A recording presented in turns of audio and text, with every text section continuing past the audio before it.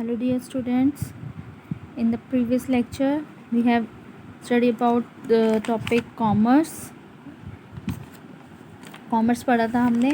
अब इसके हमने टाइप्स पढ़े थे कॉमर्स के, जो हैं ये देखिए, ट्रेड और auxiliaries to trade. Then components of commerce जो थे वो पढ़े थे हमने। ट्रेड में देखिए क्या आता है, home trade and foreign trade. ठीक है, इसके ये पॉइंट्स भी हमने डिस्कस किए थे। होम ट्रेड में local trade, local level, state level and national level. ठीक है, और फॉरेन ट्रेड में import and export and interport. ठीक है, ये फॉरेन ट्रेड में आता है। तो ये हम टॉपिक्स जो पॉइंट्स हैं हम डिस्कस कर चुके हैं। अब देखिए नेक्स्ट पॉइंट है हमारा B, auxiliaries to trade. Commerce includes not only trade but also various other auxiliaries or aids or subsidiary activities. All those activities which are undertaken to overcome the hurdles appearing in the way of trade are called aids to trade. अब क्या है, commerce में क्या है, सिर्फ trade ही नहीं जो है किया जाता, बट और भी अदर एक्टिविटीज़ हैं जो इसके अलावा कॉमर्स में की जाती हैं। ठीक है ना, तो वो उन एक्टिविटीज़ को जो कि ट्रेड में, वो एक्टिविटीज़ जो कि ट्रेड में हमारी हेल्प करती हैं, उनको हमारे ट्रेड को इजी बनाती हैं, तो उसको हम बोलते हैं एड्स टू ट्रेड। ठीक है, अब ये देखिए इसको एक्सप्लेन किया गया है, हिंड्रेंसेस क्या क्या हमारे को मुश्किलें आ सकती हैं और उसके सॉल्यूशन क्या है। तो हिंड्रेंस ऑफ पर्सन की हिंड्रेंस कौन सॉल्व करेगा, मिडल मैन। ठीक है, अगर हमें पर्सन्स में मतलब कोई लोगों की दिक्कत आ रही है तो हमारे को ट्रेड करने में, तो हमारा क्या है, मिडल मैन जो है वो एज अ ट्रेडर जो है वो हमारा क्या है, वर्क करेगा। ठीक है, auxiliaries to trade. Then second is hindrance of place. Hindrance of place की अगर हमें प्रॉब्लम आ रही है तो हमारी वो ट्रांसपोर्ट और कम्युनिकेशन से सॉल्व हो सकती है। ठीक है, हिंड्रेंस ऑफ टाइम जो है वो वेयर हाउसिंग से, जो हमारा ट्रेड का हमारे प्रोडक्ट्स हैं, हमारा मटेरियल है, वो हम कहाँ पे काफ़ी लंबे समय तक स्टोर कर सकते हैं, वेयर हाउस में स्टोर कर सकते हैं। दैन हिंड्रेंस ऑफ रिस्क कौन कवर करता है, हमारा insurance. And hindrance of finance कौन करता है, बैंक से हम हेल्प ले सकते हैं। दैन हिंड्रेंस ऑफ इंफॉर्मेशन जो है, हमारी इंफॉर्मेशन कौन कस्टमर तक पहुंचा सकता है, किसके थ्रू पहुंची जा सकती है, एडवर्टाइजिंग के थ्रू। ठीक है, तो ये कुछ हिंड्रेंसेस हैं जिनके ये सॉल्यूशन भी साथ में दिए गए हैं। अब इनके देखिए हम इसको और इसको उसमें पढ़ेंगे, इसके एक्सप्लेनेशन। फर्स्ट है middle man. There are limited number of producers of any product while the consumers are unlimited. Hence, it is not possible for consumer to purchase goods directly from the producer. This is the first problem in sale and purchase of goods, which is called hindrance of persons. अब देखिए क्या है, जो producers हैं वो क्या है, limited number में होते हैं। ठीक है, प्रोडक्ट के तो, और पर जो उसके हैं कंज्यूमर्स हैं वो अनलिमिटेड होते हैं। तो ये ज़रूरी नहीं, मतलब ये पॉसिबल नहीं है कि कंज्यूमर्स जो है वो डायरेक्टली प्रोड्यूसर से गुड्स को परचेज़ करें। ठीक है, तो अब परचेज़ के लिए फर्स्ट प्रॉब्लम क्या अराइज हुई है, सेल और परचेज़ कैसे होगी गुड्स की, तो ये है हिंड्रेंस ऑफ पर्सन। तो ये कौन दूर करेगा, इसको कौन, मिडल मैन दूर करेगा। They establish contact between producer and consumer, middle man are required. तो अगर हमें प्रोड्यूसर और कंज्यूमर के बीच में क्या है, एक कॉन्टैक्ट बनाना है, तो हमें मिडल मैन की ज़रूरत पड़ती है। तो middle man consist of wholesaler, retailer etcetera. और मिडल मैन ये कौन से होते हैं, जो हमारे होलसेलर, रिटेलर होते हैं, इनको हम मिडल मैन कहते हैं, जो हमारे प्रोड्यूसर से लेके कंज्यूमर तक हमारा प्रोडक्ट जो है वो आगे सेल करते हैं। The wholesaler purchases commodity from the producer in large quantity and sell it to the retailer in small quantity. Wholesaler क्या है, लार्ज क्वान्टिटी में इसको खरीद लेते हैं और रिटेलर को आगे स्मॉल क्वांटिटी में बेचते रहते हैं। The retailer sell this product to the consumer as per the requirement in smaller quantities. और जो रिटेलर होते हैं वो कंज्यूमर को उनकी रिक्वायरमेंट के हिसाब से क्या करते हैं, आगे सामान जो है वो सेल करते हैं। There is a definite chain linking the producer to the customer as per their requirement which has 4 links. देखिए चेन दे रखी है, प्रोड्यूसर से होलसेलर, होलसेलर से रिटेलर पे जाता है सामान, रिटेलर से कंज्यूमर पे जाता है। ठीक है, तो ये hindrance of person can be done away with the help of middle man. तो ये हिंड्रेंस जो है, ये हमारे को प्रॉब्लम, जो पर्सनस की प्रॉब्लम है वो हमारी कहाँ से सॉल्व होएगी, bye the help of middle man. ठीक है, ये था हमारा फर्स्ट पॉइंट। अब हम सेकेंड पॉइंट है हमारा इसमें, transport and communication. Usually commodities are manufactured in certain specific areas while consumers are not very nearby. In other words, producers and consumers are far away from each other geographically. तो अब देखिए commodities जो हैं वो काफ़ी मतलब areas में produce करी जाती हैं, तो उसमें क्या है जहाँ पे कंज्यूमर्स जो हैं वो ज़्यादा आसपास नहीं होते हैं, ठीक है ना। अब हम भी जो चीज़ें खरीदते हैं वो कहाँ कहाँ से आती हैं, दूर के एरिया से आती हैं, तो हमारा वहाँ तक पहुँचना पॉसिबल नहीं है। In other words producer and consumers क्या हैं, एक दूसरे से दूर रहते हैं। तो है there is one more hindrance in trade, तो ये भी एक क्या है, ट्रेड में एक मुश्किल है, हिंड्रेंस है। This hindrance related to the transportation of goods from one place production to the place of consumption. अब ये जो हिंड्रेंस है वो किससे रिलेटेड है कि हमें ट्रांसपोर्ट, हम कैसे गुड्स को एक जगह से दूसरी जगह तक पहुंचाएंगे। तो this hindrance can be eliminated with the help of transport, और ये हिंड्रेंस हम, ये मुश्किल जो है वो हम कैसे सॉल्व कर सकते हैं, with the help of transport, ठीक है। The help of transport commodities can be carried from their place of production to the place where they are required. तो ये प्रोडक्शन के प्लेस से लेके जहाँ पे ये चीज़ों की ज़रूरत होती है वहाँ तक पहुँचाई जाती है with the help of transport, ठीक है। तो ये ट्रांसपोर्ट ये जो है इसके तरीके से हमारी हेल्प करता है। The other aspect of hindrance of place is that producer and purchasers are scattered. The problem which arises is as to how to finalise the deal of sale and purchase, के कैसे क्या है cell और purchase के जो हमारी deal होनी है तो उसको कैसे फाइनलाइज किया जाए, ये प्रॉब्लम अराइज होती है। तो this problem can be solve by communication, ये प्रॉब्लम कैसे सॉल्व होगी, with the help of communication, जब एक दूसरे से बात करेंगे। तो means of communication like telephone, telegram, letter, telex etcetera help finalising the business deal. अब ये जो मीन्स ऑफ कम्युनिकेशंस हैं ये हमारी हेल्प करते हैं डील को फाइनल होने में। तो due to availability of modern means of transportation and communication business is carried on international basis. तो इसकी वजह से, ट्रांसपोर्ट और कम्युनिकेशन की वजह से हम बिज़नेस जो है अपने इंटरनेशनल उसमें भी कर सकते हैं, ठीक है। तो ये जो प्रॉब्लम है वो एलिमिनेटेड हो कैसे हुई, by the help of transport and communication, ठीक है। अब थर्ड पॉइंट है इसका warehousing. Usually there is a big gap of time between manufacturing of any product and consumption of that product, ठीक है। तो the reason is that the product is manufactured during a specific season while consumption take place throughout the year।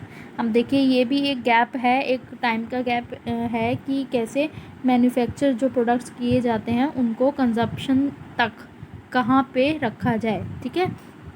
तो consumption उस product की कैसे हो, तो reason is that क्या है, प्रोडक्ट जो है वो मैन्युफैक्चर होता है कुछ मतलब सीजन्स के अकॉर्डिंग होते हैं ऐसे प्रोडक्ट्स जो मैन्युफैक्चर होते हैं, पर उनका जो यूज़ है उनको वो थ्रू आउट द ईयर आगे से आगे हम कर सकते हैं। तो for instance sugar is produced from November till March but it is consume through out the year. तो इसमें क्या है, शुगर जो है प्रोड्यूस हुई मार्च में, ठीक, नवंबर में, ठीक है, नवंबर टिल मार्च, बट ये क्या है, इसकी कंजप्शन जो है पूरे साल जो है वो चलती है। तो hence the finish product have to be stored from time their production till they are consume. तो फिनिश प्रोडक्ट्स को कहाँ स्टोर किया जाता है, कहाँ स्टोर। नेक्स्ट देखिए, अब इसमें फोर्थ है हमारा insurance. Whatever be the scale of business large और small at the time of storage transporting of these goods from one place to another, element of risk is always there. For instance, damage of goods, theft of goods and other natural calamities can present the element of risk. This problem can be solved by insurance. Insurance companies offer many facilities for business. अब देखिए हमारा चाहे business small हो या large हो, ठीक है, छोटा हो या बड़ा हो, पर eight the time of storage के टाइम पे, ट्रांसपोर्टिंग ऑफ गुड्स के टाइम पे क्या है, एक रिस्क जो है वो हमारा बना रहता है, ठीक है ना। जैसे कि देखिए क्या है, गुड्स डैमेज ना हो जाएं, गुड्स चोरी ना हो जाएं, या फिर कोई भी नेचुरल कैलेमिटीज़ ड्यूरिंग ट्रांसपोर्ट कोई ऐसी प्रेजेंट मतलब ना हो जाए जिससे कि हमारा जो है नुकसान हो। तो ये जो प्रॉब्लम है वो हमारी कैसे सॉल्व की जा सकती है, with the help of insurance.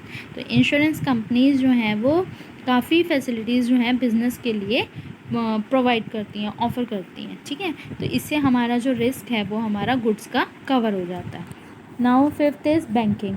Finance is the backbone of business. It is required from moment the raw material is purchased at the sale of the finish product. अब फाइनेंस क्या है, हमारा क्या है, एक बैकबोन है बिज़नेस का। जब तक हमारे पास पैसा नहीं होगा हमारा बिज़नेस आगे नहीं चल पाता। तो हमारे को पैसा जो है, देखिए जब हम रॉ मटेरियल ख़रीदना शुरू करते हैं तब से लेके और जब तक हमारा प्रोडक्ट जो है वो बिक नहीं जाता, सेल नहीं हो जाता है, तब तक हमें क्या है, फाइनेंस की ज़रूरत पड़ती है। तो businessman is usually short of self on funds which he compensates by borrowing from outside. अब बिज़नेस के पास देखिए, बिजनेसमैन के पास ज़रूरी नहीं है कि खुद के पास इतना पैसा हो, तो वो क्या करता है, आउटसाइड मतलब आउटसाइडर से क्या करता है, बोरो कर लेता है। तो sometime goods are purchase from a distant places where cash payment of course is not possible.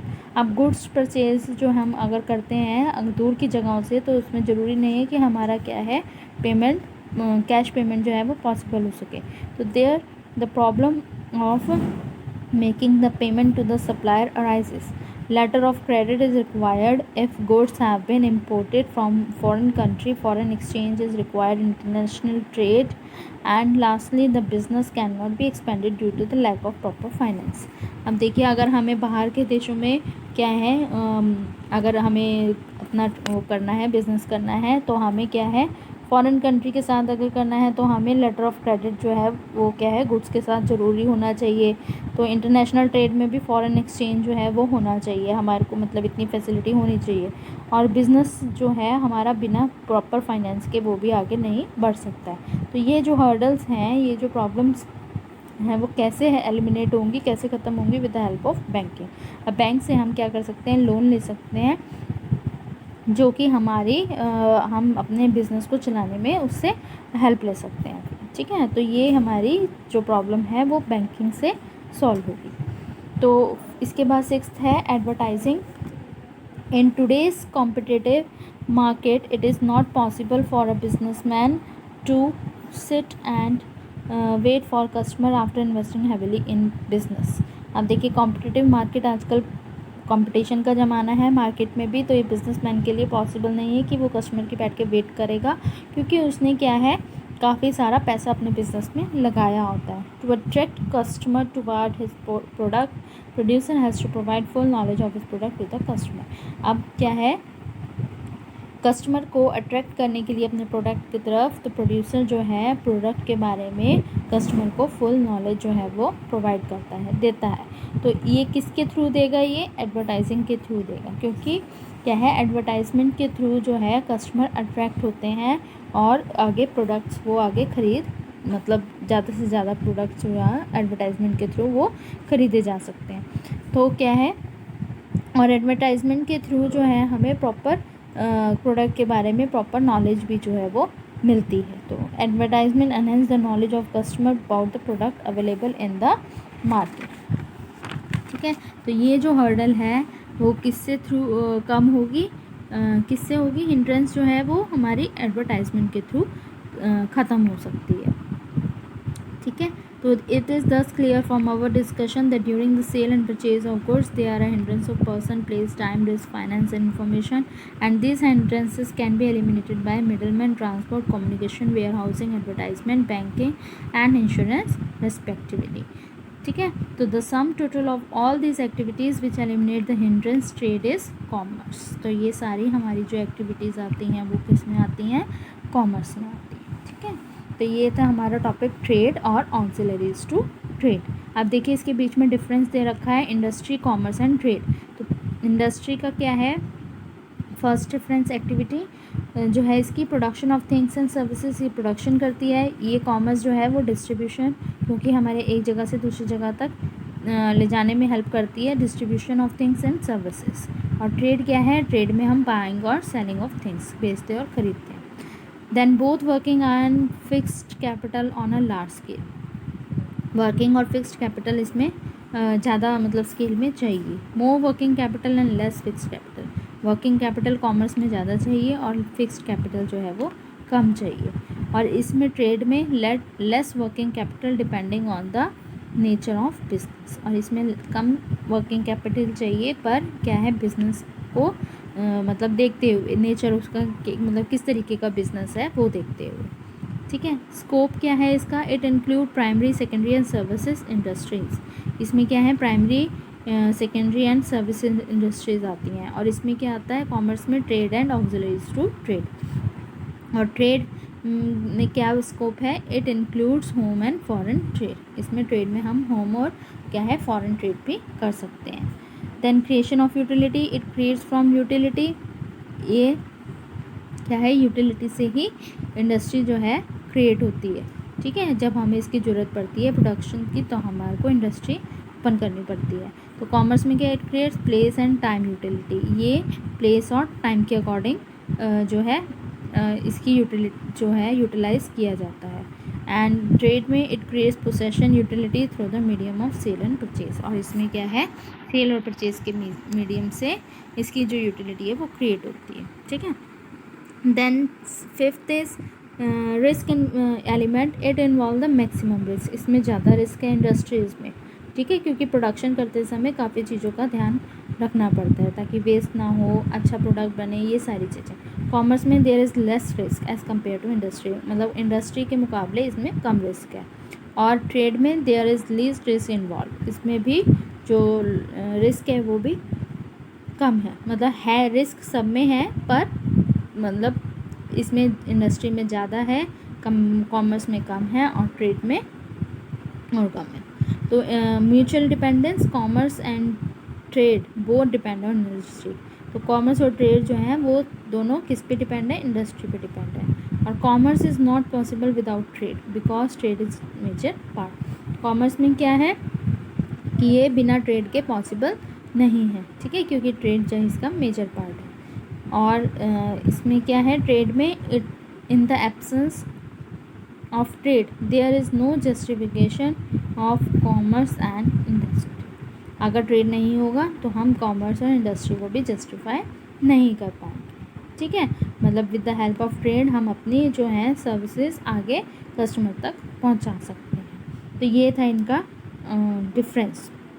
अब आपने ये चैप्टर अच्छे से पढ़ना है और इसके जो है नोट्स साथ साथ अपने प्रिपेयर करने हैं अपनी नोटबुक में, ठीक है। और कुछ समझ नहीं आएगा तो आप मुझसे पर्सनली इसको पूछ सकते हैं।